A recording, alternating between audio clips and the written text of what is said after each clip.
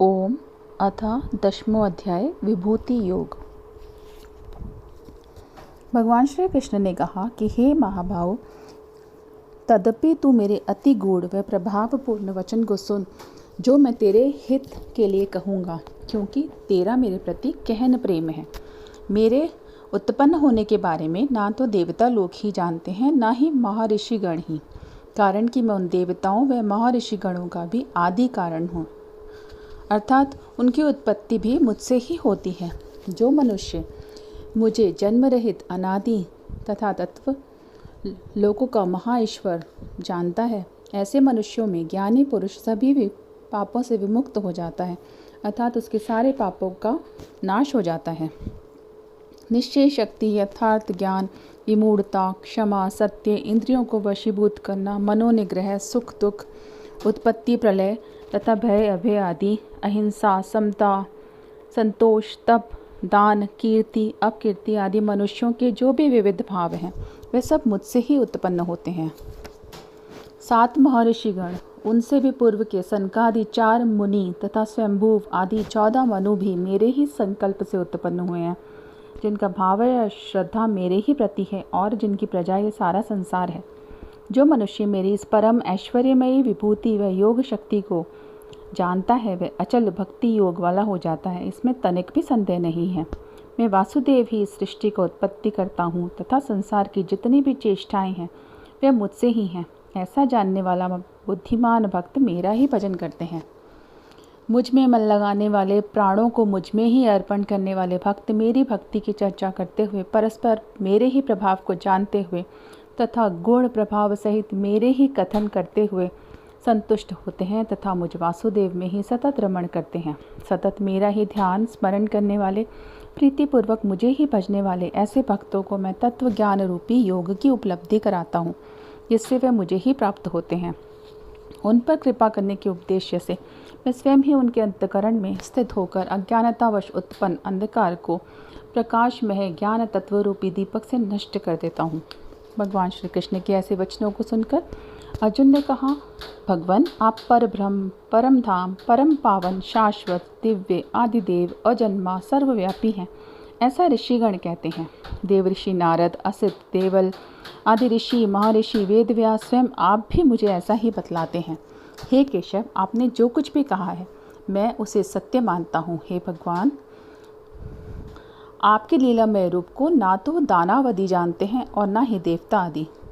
भूतों जीवों की उत्पत्ति करता है भूतेश, हे देवादिदेव, हे जगतपते, हे पुरुषोत्तम, हम स्वयं ही स्वयं से स्वयं को जानते हैं। अतः आप ही अपनी उस दिव्य विभूतियों को पूर्णतः कहने में सक्षम हैं, जिसके द्वारा आप समस्त लोगों को परिव्याप्त करके स्थित हैं। हे योगेश्वर, मैं किस तरह सतत चिंतन करता हुआ आपको जानूं। हे भगवान, आप किन विभिन्न भावों से मेरे द्वारा चिंतनीय हैं, अर्थात मैं आपको किन किन भावों से भजूं। हे जनार्दन, आप अपनी योग शक्ति व विभूति को पुनः विस्तार देकर कहिए, क्योंकि आपके अमृत पूर्ण वचनों को सुनकर मुझे तृप्ति नहीं होती। अर्जुन के ऐसा कहने पर भगवान श्री कृष्ण ने कहा कि हे कुरुश्रेष्ठ अर्जुन, मेरी जो विभूतियाँ हैं उन्हें तेरे निमित्त अब मैं प्रमुखता से कहूँगा, कारण कि मेरा विस्तार अनंत है, मेरे विस्तार की कोई सीमा नहीं। हे अर्जुन, समस्त प्राणियों के हृदय में जो आत्मा है वे मैं ही हूँ। सभी प्राणियों का आदि, मध्य और अंत भी मैं ही हूँ। अदिति के 12 पुत्रों में विष्णु, ज्योतियों में रश्मिवान सूर्य हूँ, 49 वायु देवताओं में मैं मरीचि नाम का वायुदेव हूँ तथा नक्षत्रों में नक्षत्राधिपति चंद्रमा हूँ। वेदों में सामवेद हूँ, देवताओं में इंद्र, इंद्रियों में मन तथा सभी प्राणियों में चेतना हूँ, अर्थात जीवों की जीवन शक्ति हूँ। 11 रुद्रों में मैं शंकर हूँ, यक्ष व राक्षसों में मैं धनपति कुबेर हूँ, 8 वसुओं में मैं अग्नि तथा शिखर युक्त पर्वतों में सुमेरु पर्वत हूँ। हे पार्थ, पुरोहितों में मुझे तू प्रमुख अर्थात देव पुरोहित बृहस्पति समझ। सेना नायकों में मैं स्कंद अर्थात स्वामी कार्तिकेय तथा जलाशयों में मैं समुद्र हूँ। इस तरह महर्षियों में भृगु, शब्दों में एकाक्षर ओम हूँ, यज्ञों में जप यज्ञ, स्थावरों में हिमालय पर्वत हूँ, सभी प्रकार के वृक्षों में मैं पीपल का वृक्ष हूँ। देव ऋषियों में नारद, गंधर्वों में चित्ररथ और सिद्धों में मैं कपिल मुनि हूँ। घोड़ों में मैं उच्च श्रवा हूँ, अतः जिसकी उत्पत्ति अमृत प्राप्ति के लिए हुए सूर्य मंथन के समय हुई थी। हाथियों में ऐरावत और मानवों में मुझे तू राजा समझ।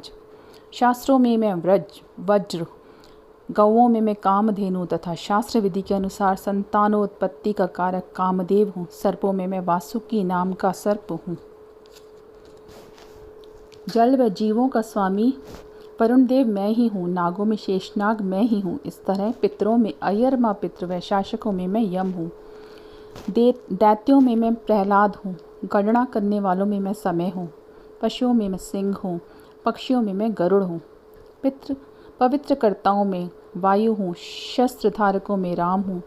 मछलियों में मगरमच्छ हूँ। नदियों में मैं भागीरथी अर्थात गंगा हूँ। हे अर्जुन, सृष्टियों का आदि अंत और मध्य मैं ही हूँ।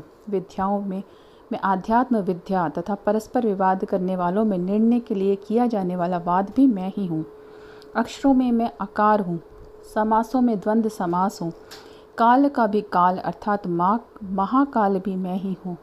विराट स्वरूप और सबका धारण पोषण करने वाला भी मैं ही हूँ।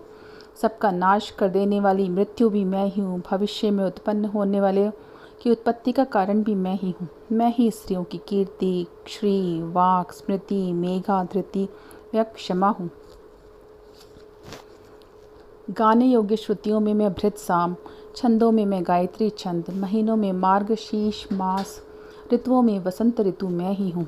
छलियाओं में जुआ, प्रभावी पुरुषों का प्रभाव, विजेताओं की विजय, निर्णायकों का निर्णय, सात्विक लोगों का सात्विक भाव भी मैं ही हूँ। यादवों की एक जाति में वासुदेव मैं ही हूँ। पांडवों में धनंजय अर्थात तू और मुनियों में वेद व्यास, कवियों में शुक्राचार्य कवि भी मैं ही हूँ। दमनकर्ताओं का दंड, विजयाकांक्षी जनों की नीति, गोपनीय भावों का रक्षक और ज्ञानियों का तत्व ज्ञान भी मैं ही हूँ। हे अर्जुन, जिस कारण से जीवों की उत्पत्ति होती है वे कारण भी मैं ही हूँ, क्योंकि चराचर जितने भी जीव हैं उनमें से कोई भी ऐसा नहीं है जो मुझसे अछूता हो, अर्थात मैं सभी जीवों में वास करता हूँ। हे परम तप, मेरी विभूतियाँ अनंत हैं, इसकी गणना असंभव है। मैं अपनी विभूतियों का विस्तार तेरे लिए ही सारूप में कहा है मैंने। जो भी वस्तु ऐश्वर्य वाली है, विभूति वाली है, कांति वाली है, शक्ति वाली है, उस वस्तु को तू मेरे ही अंश वाली समझ। अथवा हे अर्जुन, और अधिक जानने से तुझे क्या प्रयोजन है? सारे संसार को मैं अपनी योग माया के मात्र एक अंश से धारण किए हुए हूँ, अर्थात तत्व मुझे ही जान लेना चाहिए। ओम तत्सदिति श्रीमद्भगवद्गीतासु उपनिषत्सु ब्रह्म विद्याय योगशास्त्रे श्रीकृष्णार्जुन संवादे विभूति योगो नाम 10वां अध्याय।